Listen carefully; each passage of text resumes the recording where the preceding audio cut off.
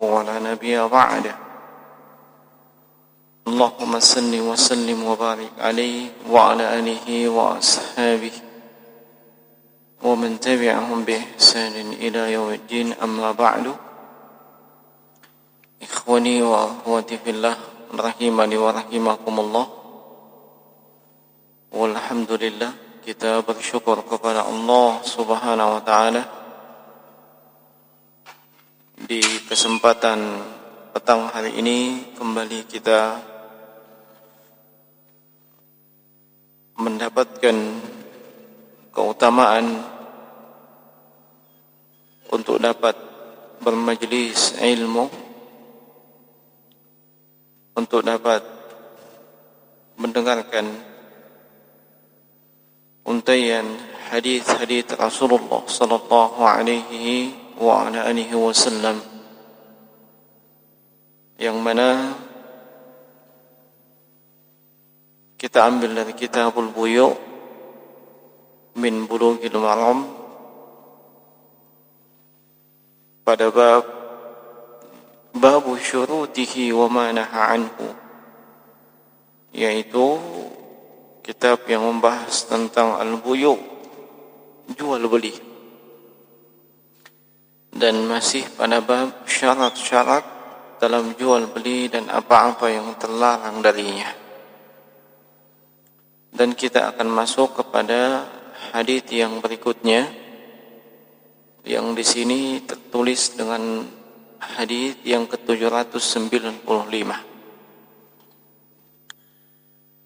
Hadis yang ke-795, qala al-muallif rahimahullahu taala, berkata penulis, semoga Allah Subhanahu wa taala merahmati beliau, wa an Jabirin radhiyallahu anhu qala, dari sahabat yang mulia Jabir radhiyallahu ta'ala anhu, semoga Allah meridhai beliau, beliau menyebutkan,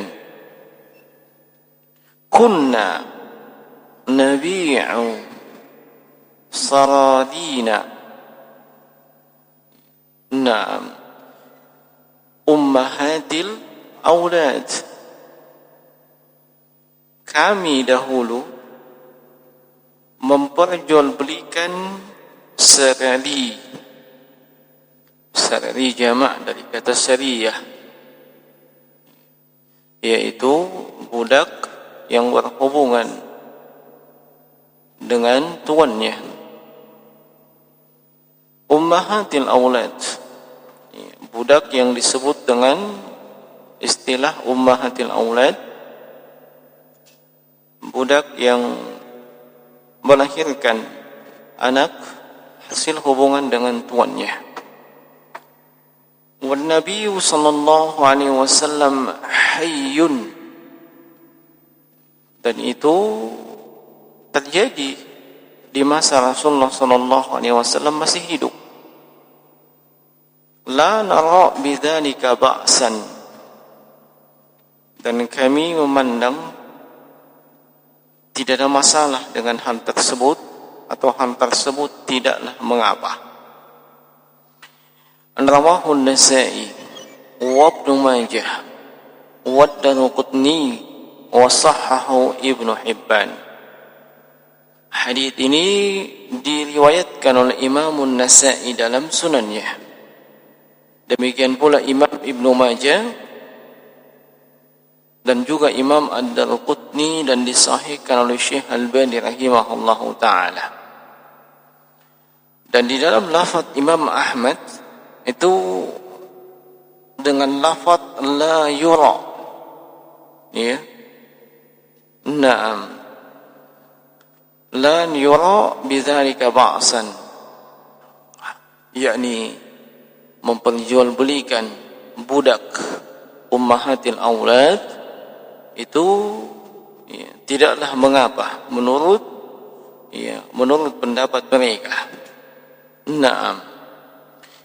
Ini hadis disahihkan sanadnya oleh Imam Abu Zakaria Yahya ibn Sharaf An-Nawawi sebagaimana dalam Al-Majmu' Syarhul Muhazzab. Dan tadi sudah kita sebutkan bahwa hadis ini juga disahihkan oleh Ibnu Hibban rahimahullahu taala. Nah, jemaah sekalian rahimani wa rahimakumullah. Kalau kita perhatikan hadis ini sedikit bertolak belakang dengan hadis yang sebelumnya. Hadis yang sebelumnya yaitu riwayat dari Umar bin Khattab radhiyallahu ta'ala anhu, sebagaimana disebutkan oleh putranya Abdullah ibn Umar, bahwasanya naha Umar an bai'i ummahatil aulad.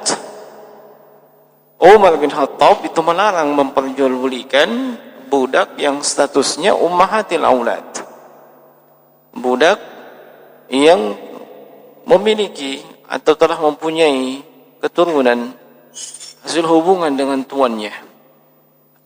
Lalu beliau katakan la tuba'u, tidak diperjualbelikan, tidak dihibahkan, dan tidak diwariskan.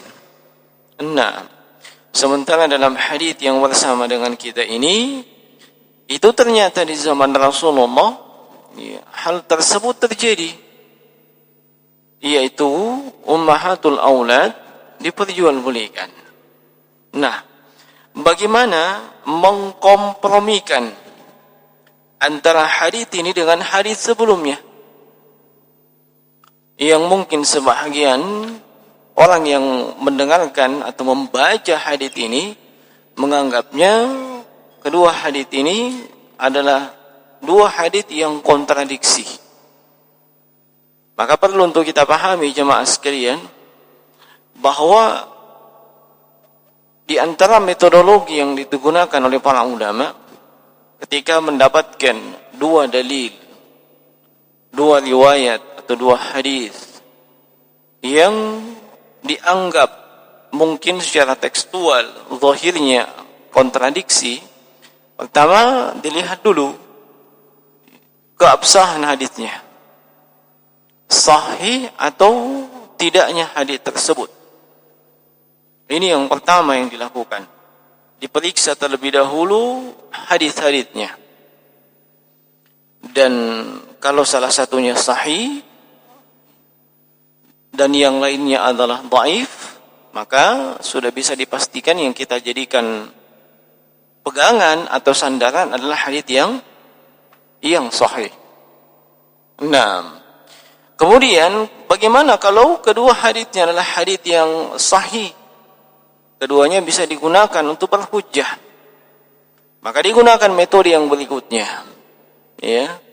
yaitu metode al-jama', mengkompromikan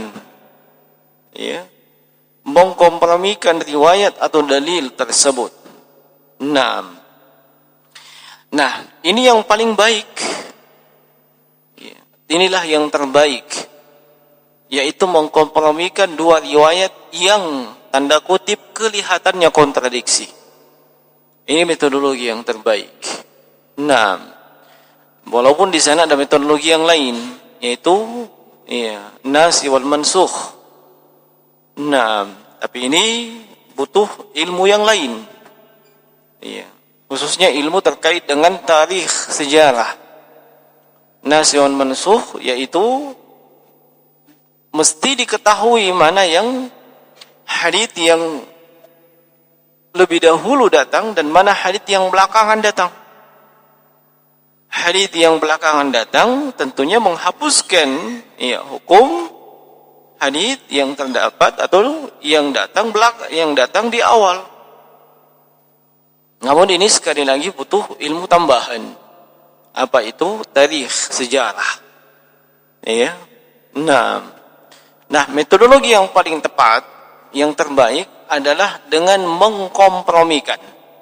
Sekarang yang jadi pertanyaan, apakah bisa dikompromikan kedua hadis ini? Hadis yang sebelumnya melarang memperjualbelikan ummahatul aulad dan hadis yang ternyata membolehkan memperjualbelikan ummahatul aulad.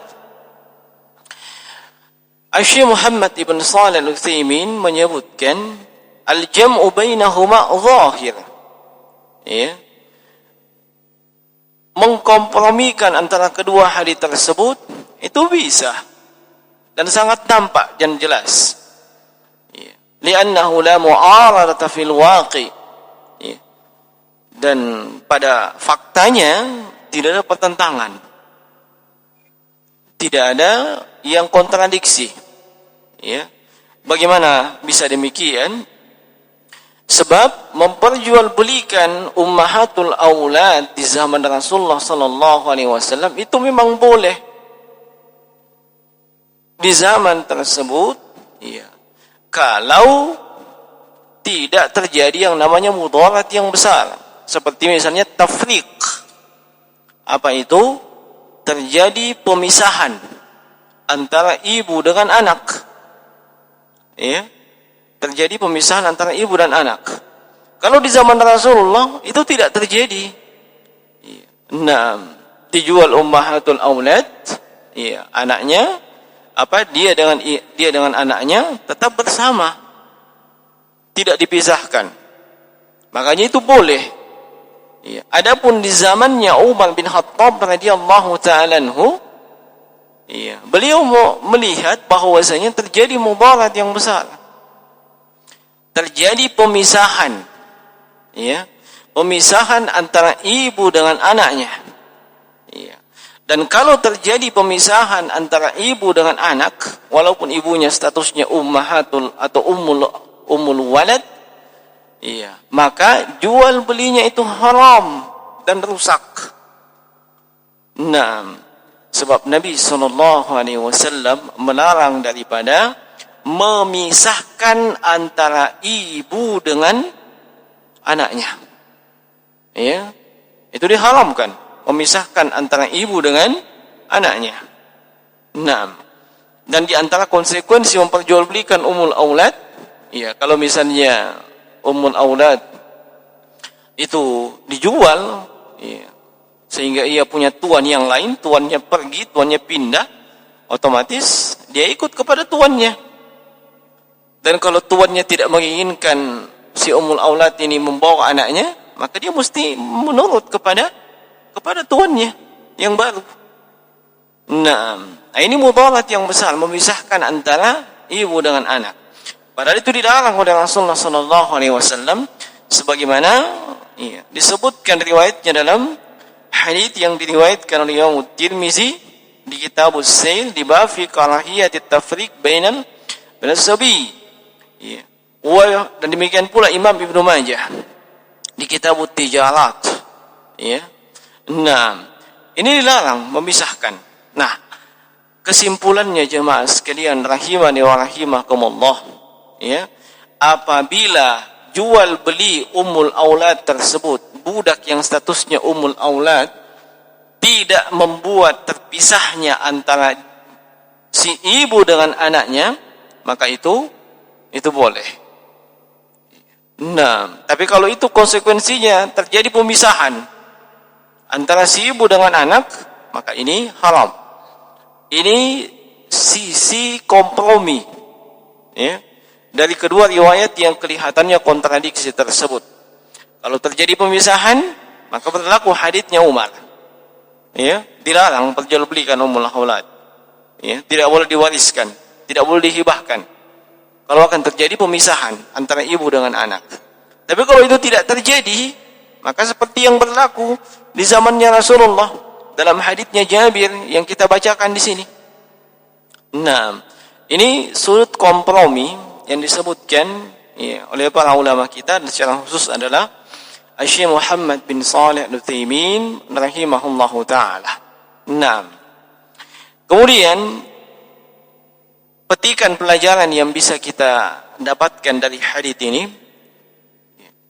Di sini ada dua petikan pelajaran yang disebutkan Syekh Utsaimin rahimahullahu taala. Yang pertama, anna bai'al ummahatil aulad jaizun ala ahdi Nabi sallallahu alaihi wasallam.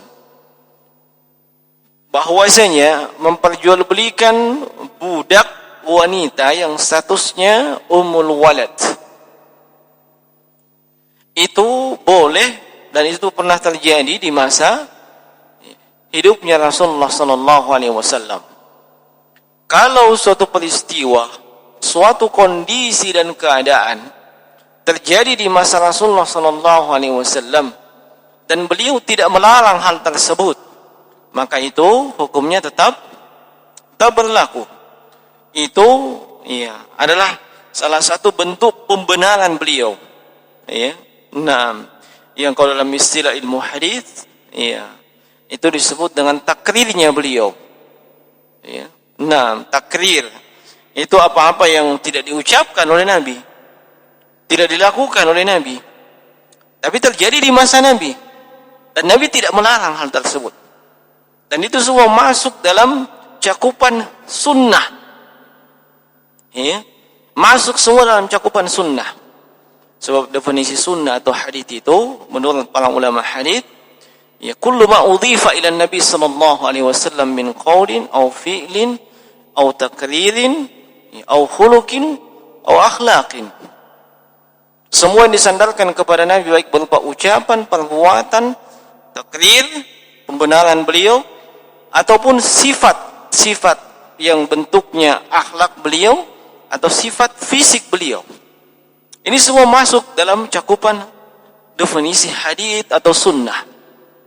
Nah, kalau ada yang bertanya, apakah ada contoh lain yang ada yang masuk dalam kategori sunnah tapi tidak diucapkan dan tidak dilakukan oleh Nabi? Kita katakan ada, bahkan cukup banyak. Di antara contohnya, adalah apa yang dilakukan Bilal bin Rabah radhiyallahu ta'ala anhu. Nabi sallallahu alaihi wasallam itu mendengar terompah atau sendal beliau itu di surga. Nah, sampai ditanyakan kepada Bilal bin Rabah apa yang beliau lakukan. Maka beliau pun mengungkapkan, setiap kali beliau wudunya batal, wudunya batal, maka beliau langsung memperbaharui wudunya, mengupdate wudunya yang batal. Dan setiap kali selesai berwudu, beliau langsung sholat dua rakaat. Ini tidak dilakukan oleh Nabi. Nabi juga tidak ucapkan hal tersebut. Tapi di sini sisi pendalilannya, Nabi membenarkan hal tersebut. Sebab Nabi tidak melarang Bilal untuk melakukan itu. Nah, dan ini hanya berlaku di masa turunnya wahyu. Maksudnya apa? Tidak boleh ada seorang yang kemudian melakukan satu perbuatan dan menganggapnya itu bagian daripada syariat, sementara Nabi sudah wafat. Nabi sudah wafat. Sebab itu juga ini adalah hadis. Saya ingat saya pernah dijadikan dalil oleh salah seorang ustadz yang terkenal. Bahwasanya walaupun tidak terjadi, tidak dilakukan oleh Nabi, tidak diucapkan oleh Nabi, boleh saja kita lakukan. Makanya boleh katanya maulid. Boleh katanya melakukan maulid. Nabi memang tidak lakukan, Nabi tidak ucapkan. Tapi boleh.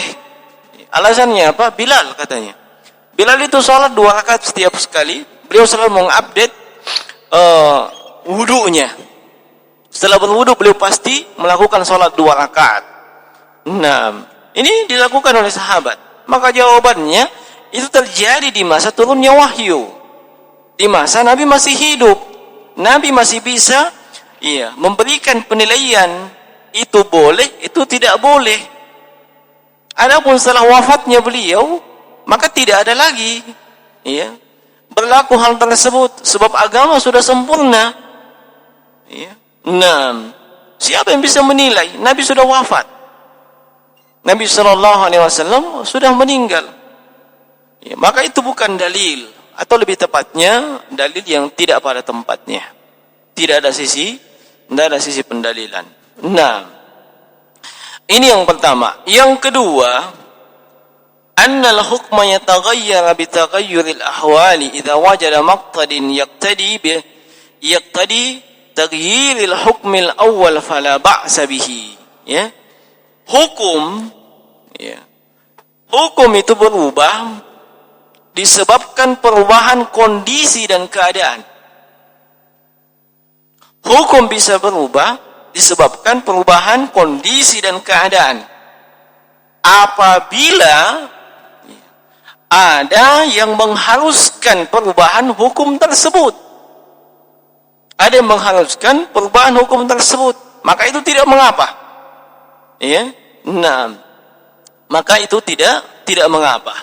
Nah, tetapi bukan maksudnya mengubah hukum kepada syariat yang baru. Ya, tidak. Dan tidak berlaku hukum yang merubahnya tersebut selama-lamanya. Nah, contohnya apa? Contohnya apa yang disebutkan dalam hadis ini dan hadis sebelumnya. Nah, di masa Nabi, hukum menjual ummul aulad boleh enggak? Boleh enggak? Boleh. Ya. Nah, ini hukum yang berlaku di zamannya Nabi. Di zamannya Khalifah Umar, apakah itu boleh apa enggak? Tidak. Kenapa? Ada keadaan dan kondisi yang membuat hukum itu berubah. Kapan itu hukum masih diberlakukan, maka akan terjadi mudarat yang besar. Apa mudarat yang besar? Terjadi tafriq, pemisahan antara ibu yang statusnya budak dengan anaknya. Ya. Sehingga kondisi dan keadaan merubah itu. Tetapi bukan merubah dan menjadikannya sebagai syariat yang baru. Tidak. Hukum menjual ummul aulad tetap berlaku sampai hari kiamat. Kecuali kalau ada alasan yang membuat dia tidak dibolehkan. Ya, jadi bukan maksudnya sudah tidak berlaku lagi penjualan ummul aulad, tidak. Sebab asalnya syariat yang ada di zaman Nabi itu boleh menjualnya. Nah, tapi hukum ini berubah disebabkan kondisi dan keadaan. Dan ini makanya disebutkan Syekh Utsaimin di sini, bukan berlaku untuk selama-lamanya dan tetap. Tidak. Ya. Nah, tidak demikian. Nah, dan ini bukan merubah hukum menjadi berlaku selama-lamanya. Nah, tapi hukum pelarangan menjual ummul aulad itu hanya berlaku pada kondisi tertentu. Kapan mudarat yang menjadi illah atau menjadi alasan di zamannya Umar itu ada, atau yang semisal dengan itu, maka itu tetap tidak dibolehkan. Walaupun hukum awal itu boleh di zamannya Rasulullah sallallahu alaihi wasallam. Dan di sini pun saya teringat dengan salah satu kaidah yang pernah diajarkan oleh Syekhuna Syekh Taufik Al-Ba'dani di daurah Asatidah tahun 2019 yang lalu, tentang terjadinya perubahan fatwa, disebabkan berubahnya tempat dan waktu. Nah, terjadi perubahan fatwa, dan itu dimaklumi di kalangan para fuqaha. Kadang sebuah fatwa berubah, kadang tidak. Apa dasarnya? Kalau dasarnya cukup banyak di zamannya Nabi. Pernah Nabi SAW didatangi oleh seorang pemuda yang bertanya, apakah boleh saya mencium dan memeluk istri saya? Nabi katakan tidak boleh. Tapi di kesempatan yang lain, ketika ada yang bertanya seperti itu, Nabi katakan boleh, silahkan. Kenapa? Kedua kondisi orang tersebut berbeda. Yang masih pengantin baru, bukan main kalau pengantin baru itu. Bahaya. Bukan cuma kontak batin. Makanya dilarang oleh Nabi, sebab bisa terjerumus kepada mudarat yang besar, batal puasa. Adapun yang sudah pengantin lama, sudah matawami, stromnya tinggal 0,1 ampere. Kalau dia pengantin baru 12,5 ampere. Tidak dicas 3 tahun dan masalah. Tapi kalau sudah matawami aibadika, 0,1 itu pun masih untung kalau ada. Nah, makanya ketika masih bagus-bagusnya 12 ampere, lari maraton memang.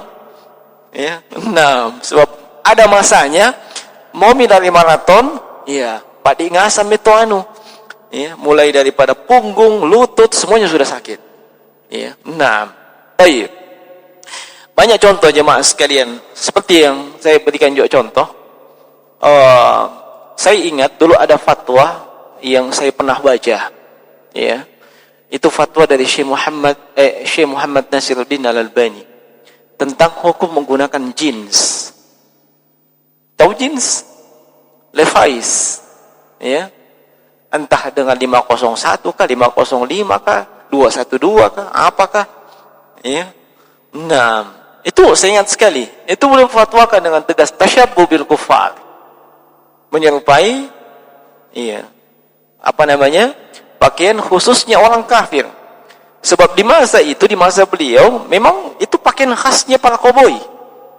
Iya kan? Para koboi itu pakainya jeans, Levi's. Nah, dan memang itu ciri khasnya mereka. Makanya beliau berfatwa demikian, berdalil hadits Abu Daud, man tashabbaha biqaumin fahuwa minhum. Siapa menyerupai suatu kaum, dia akan digolongkan seperti itu. Itu sesuatu yang menjadi kekhususan untuk mereka. Ya.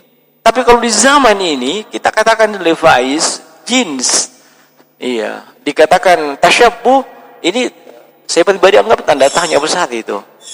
Sebab yang menggunakan Levi's atau jeans itu hampir semua kalangan. Ya, hampir semua kalangan. Bukan hanya orang kafir. Itu bukan lagi menjadi sesuatu yang khusus untuk mereka. Iya. Nah, itu kan sudah berubah. Iya kan? Sama juga dengan pakai jas. Ya. Maksudnya jas ini bukan jas hujan ya, bukan. Ya. Jas yang biasa dipakai untuk kemana itu? Iya. Nah, dulu saya pernah mendengarkan di antara para asatidz jas dengan dasi itu mengharamkan tasyabbuh. Iya, sebab itu memang kebiasaan dan kekhususan orang-orang kafir. Iya, kalau mereka pakai jas, pakai dasi itu untuk beraktivitas, untuk kerja. Kita pakai jas, pakai dasi untuk apa? Mau menikah. Itu tompi. Iya. Nah, tapi kalau di zaman ini dikatakan itu jas tutup keadaan jas yang semisal dengan itu, dikatakan tasyabbuh, ini menjadi tanda tanya. Sebab hampir semua kalangan sudah pakai. Bukan lagi menjadi kekhususan untuk orang kafir. Ya. Nah, itu kan sudah ada pergeseran fatwa. Ya. Nah, sebab kenapa?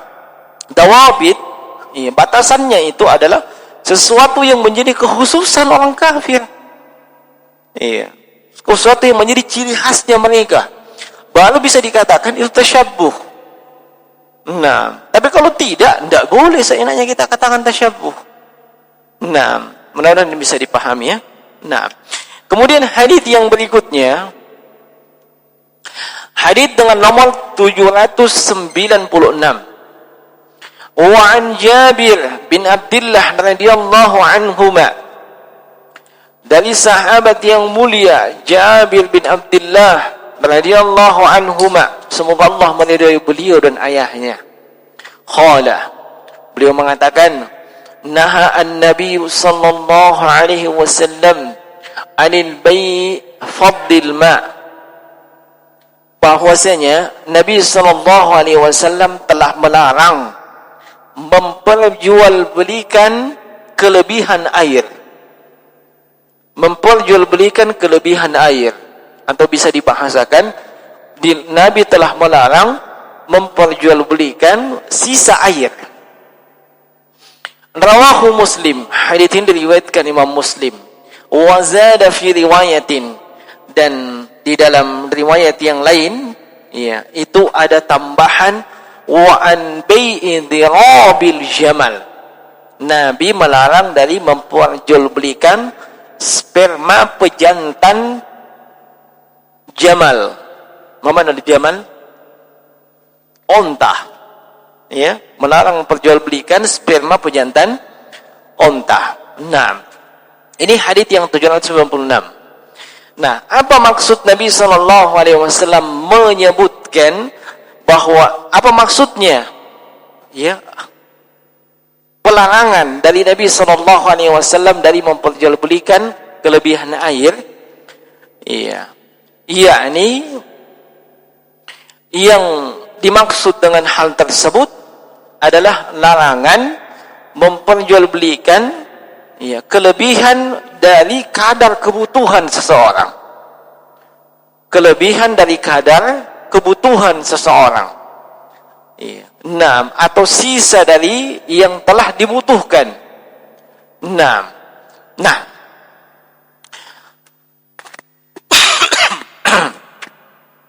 yang dimaksud dengan larangan ini, iya, adalah larangan memperjualbelikan kelebihan air yang air tersebut asalnya, iya, asalnya bukan menjadi milik pribadi seseorang. Bukan menjadi milik pribadi seseorang. Misalnya apa? Air sungai. Ya. Apa yang dijualbelikan air sungai? Ya. Setiap ada orang situ, dijual itu.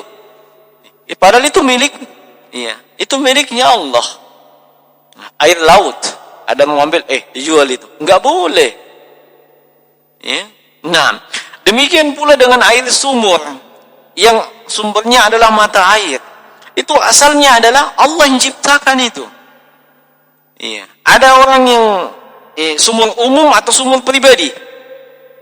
Sumur umum tidak boleh ya. Ada orang datang ke sana, tiba-tiba ada yang mengklaim, kalau mau ambil air di sini bayar kok. Tidak boleh, haram. Nah, tidak boleh melakukan demikian. Dan zahir hadits ini juga mencakup sumur yang milik pribadi. Ya, sumur yang milik pribadi. Memang dia yang gali, dia yang apa segala macam. Tapi itu sumber materinya dari siapa? Dari Allah. Ya. Dari Allah Subhanahu Wa Taala. Dia ambil kebutuhannya, tentu masih ada sisanya di bawah. Paham maksudnya? Iya. Dia ambil mungkin 1 gentong untuk 1 hari. Apakah masih ada sisanya dalam sumur? Masih ada sisanya, tidak boleh perjualbelikan. Nah, kecuali air sisa tersebut diambil, dia masukkan ke kemasan, ya, di jergen, dia jual 1 jergen sekian, tidak ada masalah. Paham perbedaannya? Paham tak perbedaannya? Ya. 6. Antum bingung ya? Betul, antum sudah paham?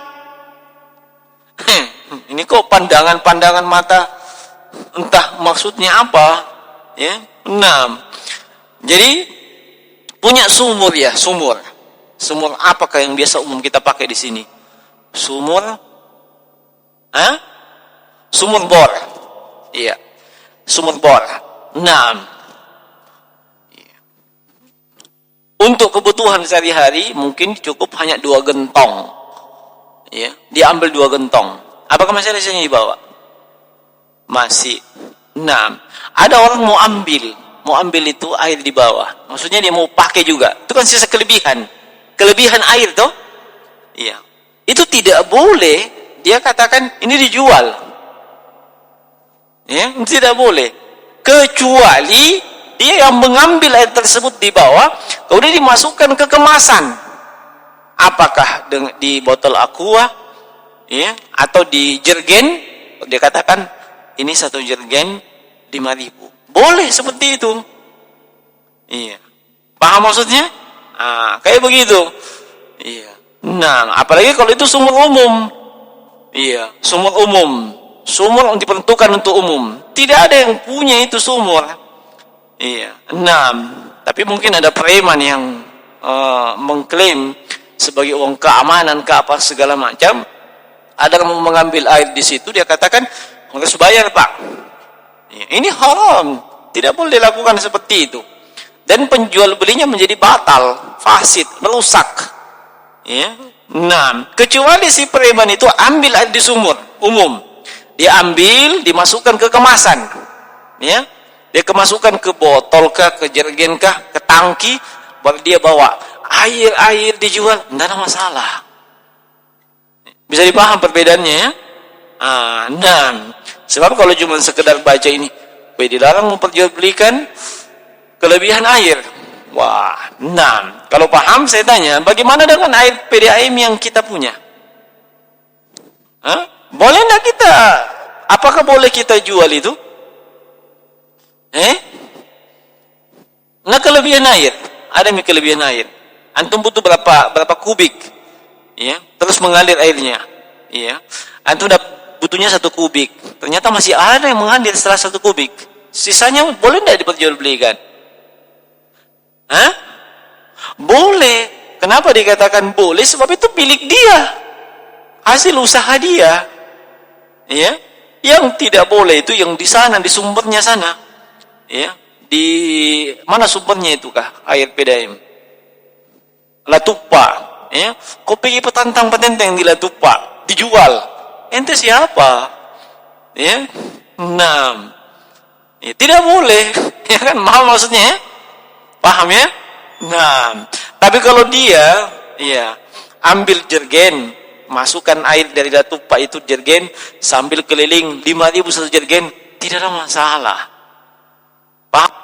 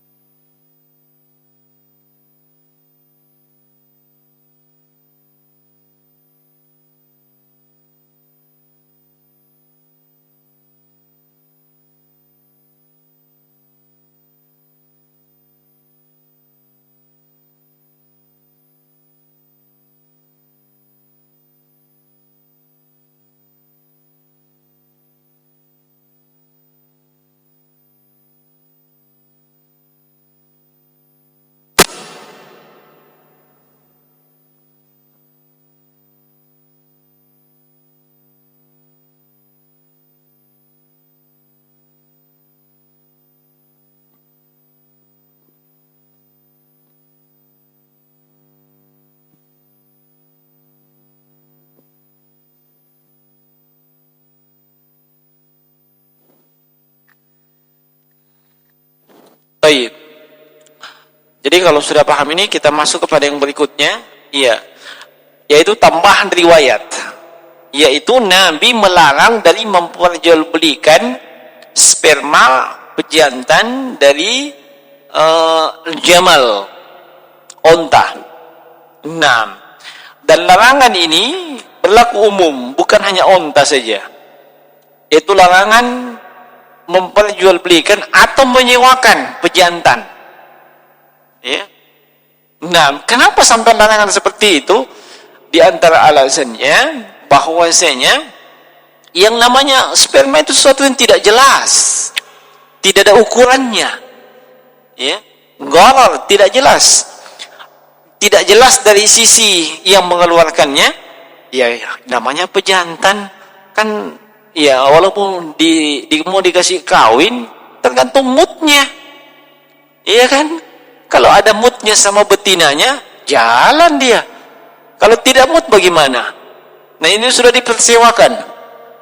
Kan dia mempersewakan, memperjualbelikan sesuatu yang tidak jelas, dan itu tidak boleh, harus jelas.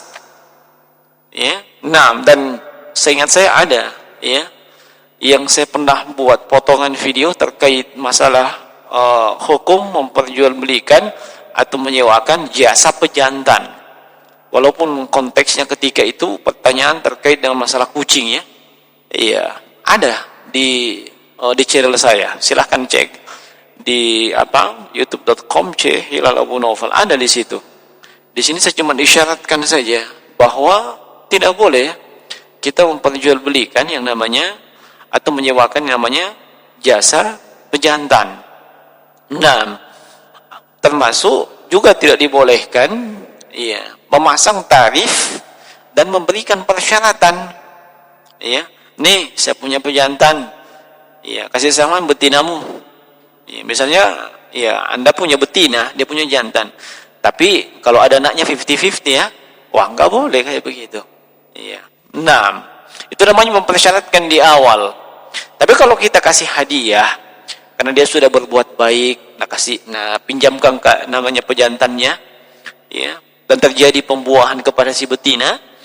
6, ada anaknya mungkin 5, dia berbuat baik, ya, namanya berbuat baik, kasih hadiah. Dan hadiah itu bagaimana orang Bugis bilang? Apa? Cening-cening hati toh? Tidak boleh kau patok anaknya 6, kau bilang 3 bagianku. Enggak boleh.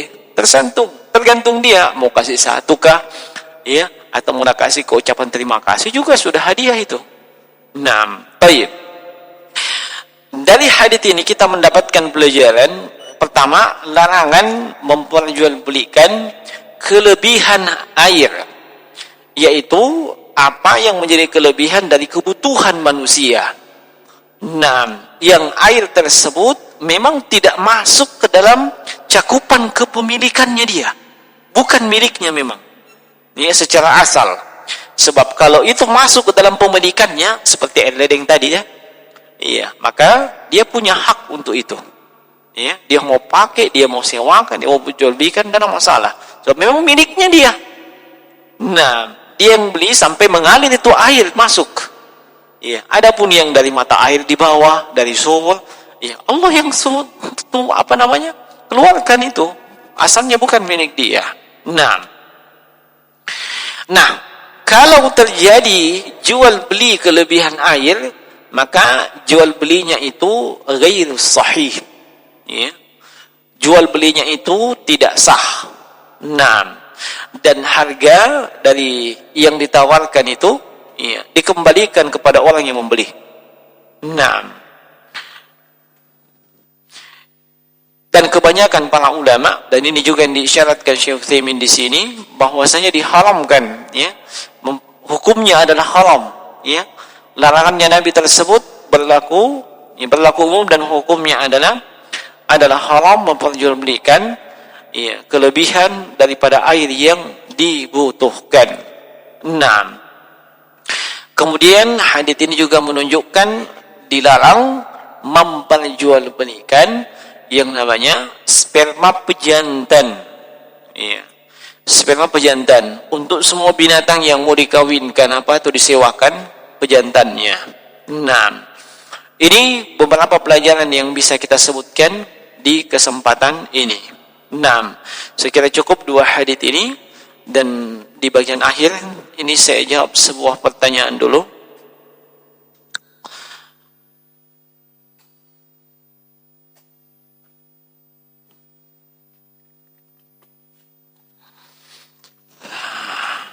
Nah, bismillah. Saya baca saja dengan apa adanya. Afwan ustazku. Ya. Ini tulisannya gitu ya. Tulisannya kayak gitu.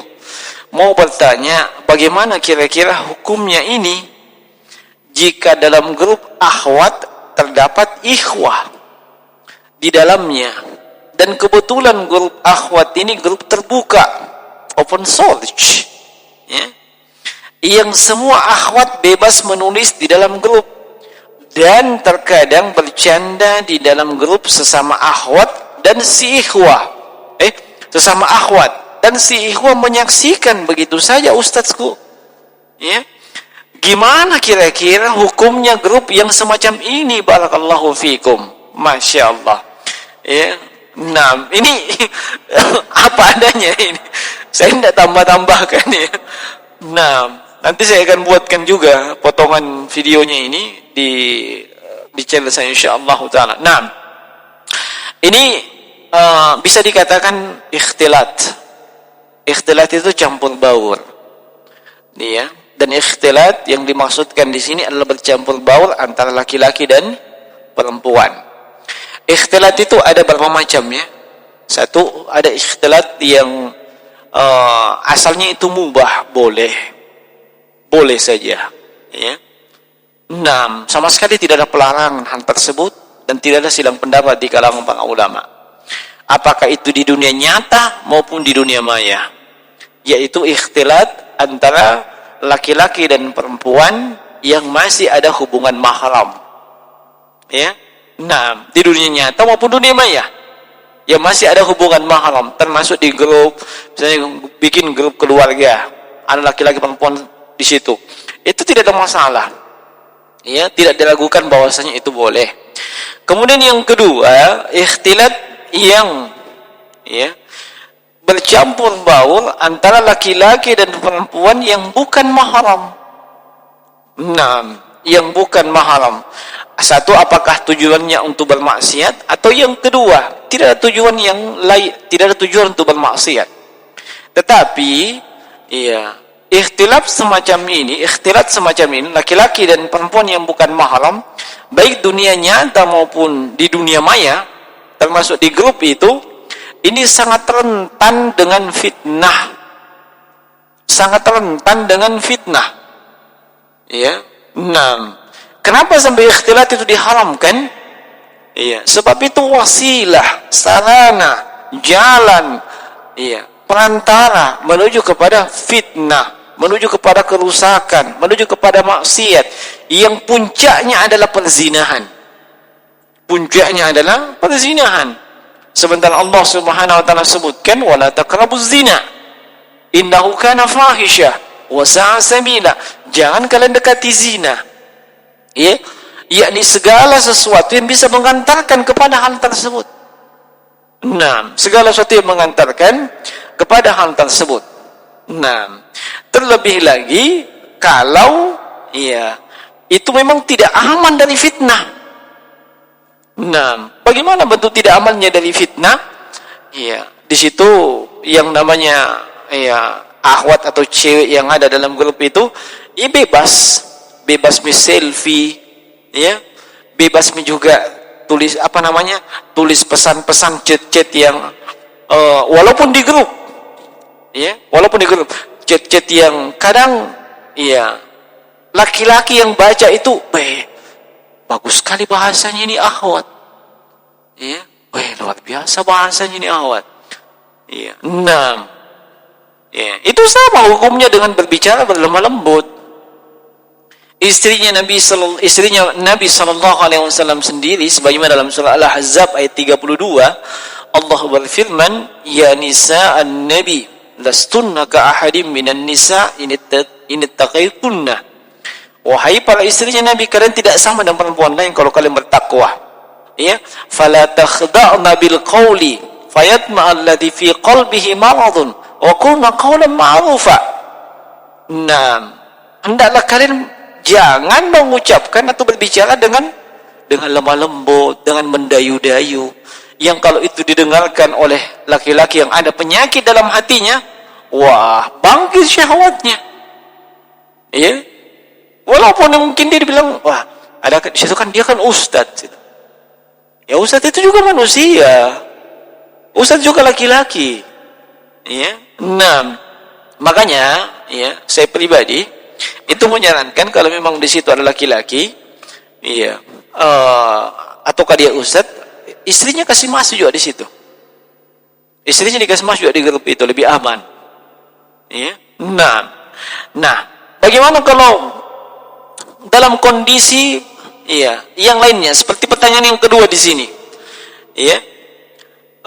Dan apakah dibolehkan membuat grup lain, Ustadz, di WA misalkan, dalam grup ini hanya pengurus konsumsi kajian dan dalam grup hanya terdapat beberapa orang saja pengurus. Karena di sisi lain ada yang keberatan dengan alasan katanya ini berkelompok-kelompok, padahal kemaslahatan dalam grup konsumsi Ustadz kok, Masya Allah.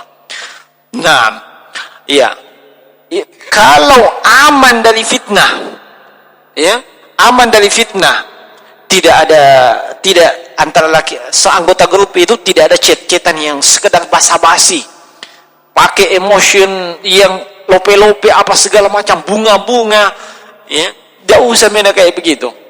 Nah, tapi masih ada satu lagi masalahnya, syaitan. Ya, syaitan itu licik. Ya. Nah, digunakan itu perempuan untuk menggoda, dan perempuan itu kata Nabi, iya, mataraktu ba'di fitnatan ya asyaddu ya adarru, iya, lirijal minan nisa. Saya tidak tinggalkan satu fitnah yang lebih dahsyat untuk laki-laki selain daripada fitnahnya perempuan.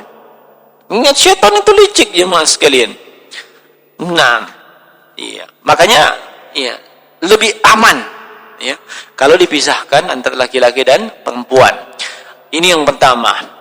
Yang kedua, kalau memang iya, bisa menjamin aman dari fitnah, seperti tadi, tidak ada basa-basi, tidak ada chat-chatan pribadi, tidak ada yang pertanyaan-pertanyaan yang kayak gimana lah toh, ya. Nah, aman dari fitnah, maka iya, itu silahkan saja, ya. Nah, apalagi di kondisi darurat, ya, apalagi di kondisi darurat. Nah, sebab kenapa? Ya, di kondisi darurat itu sesuatu yang diharamkan itu bisa jadi dibolehkan, iya, dengan kadar yang dibutuhkan. Iya, ad-darurat tabihu al-mahdhurat. Kan begitu kaidahnya. Kondisi darurat itu kemudian membolehkan hal-hal yang terlarang, tapi sesuai dengan kadar yang dibutuhkan. Iya, sama tadi. Iya, mesti dalam satu grup. Kalau tidak, apa dan segala macam alasannya. Nah, kalau memang itu betul kondisi darurat, silahkan. Tapi sesuai kadar yang dibutuhkan. Iya, tidak usah posting tulisan yang sekedar basa-basi. Iya, tidak ada untungnya, tidak ada manfaatnya dan seterusnya. Cukup yang memang dibutuhkan saja. Kalau misalnya tadi grup konsumsi dibahas. Tidak bahas anaknya orang, istrinya orang, ya, cowok yang ganteng, cewek yang cantik, dibahas itu semuanya. Dibahas masalah konsumsi tidak. Ya, intinya aman dari fitnah, maka itu insyaallah boleh. Dan ini kalau memang mau dibuatkan kelompok tersendiri untuk kelompok itu, kalau memang itu sampai kepada kadar darurat, ya dipersilahkan aja. Tapi itu tadi, kalau memang betul sampai kepada kadar yang darurat, artinya tidak ada jalan lain kecuali membuatkan mereka dalam satu grup. Nah, ini yang saya bisa jawab. Wallahu ta'ala a'lam. Bismillahirrahmanirrahim. Ustaz, izin bertanya, bagaimana hukum seseorang yang sudah tahu bahwa musik itu haram, dia juga sudah tidak mendengarkan maupun mengoleksi musik, tetapi orang tersebut masih gemar menonton film atau video pendek yang masih mengandung unsur musik di dalamnya? Mohon nasihatnya Ustaz. Nah, kalau dia sudah tahu musik itu haram, kemudian dia sudah tidak dengarkan, dia sudah jauh dari musik, ya, lalu dia menyaksikan, ya, film atau video pendek. Iya, saat ini jemaah sekalian, saat ini jangankan film atau video pendek yang entah itu dokumenter, entah itu yang fiksi dan seterusnya, sampai video pendek berisi ceramah, ya, berisi ceramah, itu kadang diawali dengan musik. Apalagi kalau ustaz terkenal, diawali dengan musik dan segala macam. Nah, kalau memang dia butuh dengan film atau video tersebut, ya, dia butuh dan maslahatnya besar, maka ketika sampai pada sesi diputarnya musik, iya, maka itu diapakan? Di skip, ya, di skip itu musiknya. Nah, kalau memang dia butuh tuh video pendek dan tidak ada didapatkan di tempat yang lain, dia butuh ilmunya, iya, di skip saja itu. Dan ini bukan menunjukkan bahwasanya dia senang dengan musik itu, ya, kecuali kalau memang dia menikmati. Iya. Nah, walaupun demikian, ya, saya nasihatkan sebaiknya mencari video-video yang isinya adalah sesuatu yang mendatangkan maslahat yang besar untuk dunia dan akhirat kita. Ya. Dan itu steril dari yang namanya musik dan lagu. Bahkan itu cukup banyak di dunia maya, ya, cukup banyak. Nah, kalau ada yang cukup banyak seperti itu, ngapain kita ambil video-video yang memang mengandung musik dan lagu? Nah, ini sebagai bentuk nasihat kepada yang bertanya maupun kepada yang lainnya. Nah, sekiranya demikian, ya, mohon maaf atas segala kekurangan, yang benar hanya datang dari si Allah Subhanahu wa taala. Subhanakallah bihamdika asyhadu an la ilaha illa anta astaghfiruka wa atubu ilaik. Assalamualaikum warahmatullahi wabarakatuh.